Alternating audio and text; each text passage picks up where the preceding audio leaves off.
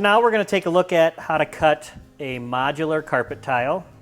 By modular, I am talking about the kind that has a plastic base and a carpet surface that fits into that base tray. If you are working on a wall-to-wall installation, you may need to trim a tile to fit that wall, or you may want to get rid of some of these extra tabs if you're not using border strips. So in that case, we do like power saws. It can be done with a sharp utility knife, but it's a lot more work, and this is going to be a lot easier method for you. So first thing you want to do is you want to mark where you want to cut. In that case, you'll want a T-square if you're going to have right angles, and either a Sharpie or a ballpoint pen or something that you can see. In most cases, we don't recommend marking the top of your flooring when you're going to cut it.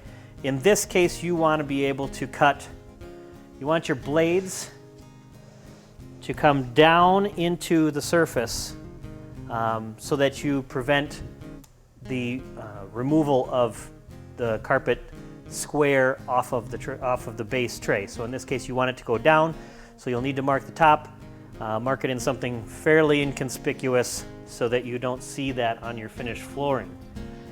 I'm going to use a ballpoint pen, and let's say I want to cut it right here. Since this is not a real installation, I don't have to measure it very precisely at this time, just for demonstration purposes. So if you can see there, we have a nice line with the ballpoint pen,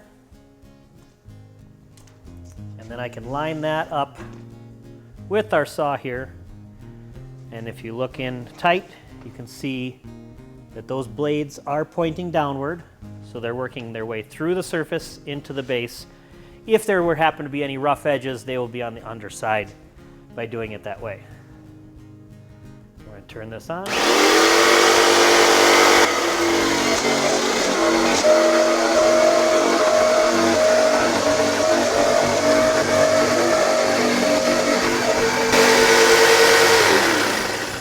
So we've reached the end here. This one doesn't allow you to go all the way through, so in that case you've got your mark that goes all the way through.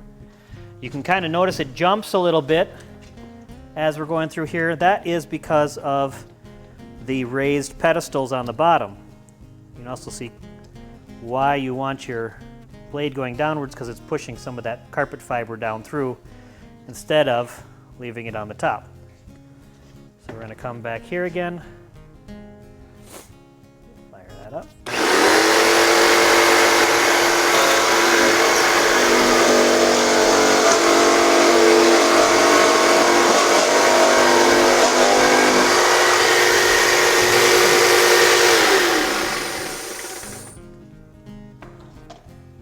So that is the best method for cutting modular carpet tiles. As you can see here, you can see where the carpet is secured to your plastic base. And if you were to go the other way around and cut it this way with the blades going down, you run the risk of potentially pulling that loose from the base, and you don't want to do that. Okay. So just for giggles, we're going to see what happens if we cut it with the blade going down into the base first and finishing on the carpet, and see if it pulls away.